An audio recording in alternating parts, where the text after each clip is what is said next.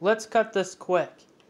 The beginning part of the last chapter of this novel is Zeph in a boxing match against Jefferson Drastic, and ultimately Zeph beats Jefferson Drastic, and Baxter offers Jefferson to transform into something more monstrous.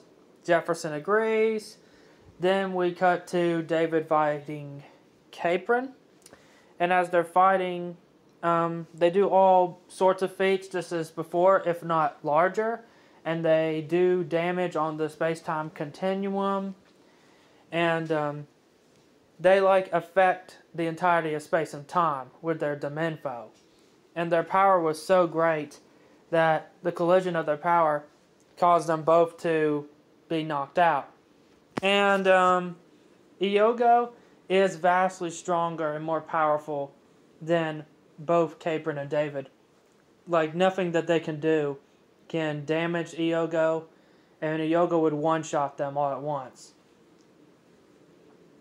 Getting to Lincent makes her approach, and she manages to set off explosions for the Droford bots and warns everyone about it. She warns them all.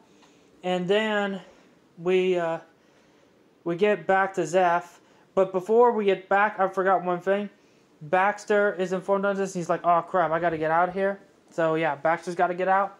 And so what Zeph does in order to beat Missy Sipulop, as Missy Sipulop is overpowering Zeph, is Zeph uses a mind ability on Missy Sipulop, and how he's able to do it so well is because due to how Missy Sipulop's mind is less out of control than he was at Jefferson. And he was already being out of control when he was Jefferson, which is shown in Chapter 8. But here he's just more like some animal just ravaging or just going crazy like a rabid animal up at Zeph. And so Zeph uses this Solipsism of Missy Sipulop. He enhances it in his mind.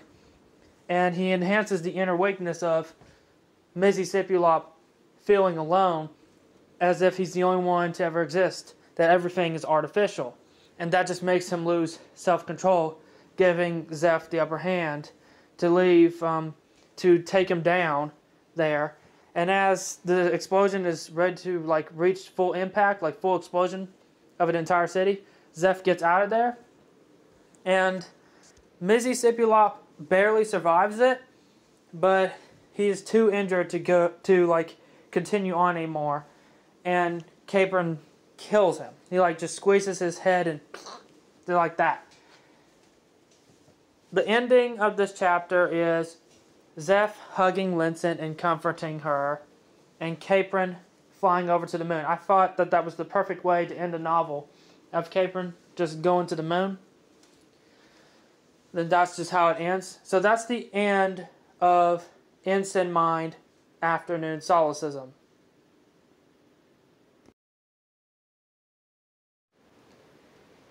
Three things are at work here with the future of this series, and that is what the rest of the work is going to be. Three things throughout our novels, and there's going to be a lot more that I'm planning to do with this work for a reorganization of this series. So that's what it's going to be. And yes, this is Alan Knox here. This is what I look like. And I just wanted to give y'all information on that. And I'm really looking forward to where this is going with the franchise. It's going to be a lot of work, to say the least. It's going to be something. But that's just how it's going to be. So I'm glad I told you all this. I'm glad y'all got this information. I'm glad that y'all listened to the commentary all the way through. Y'all have been a big help for supporting this and all, and I really appreciate it, and wish me good luck on the next one, and God bless.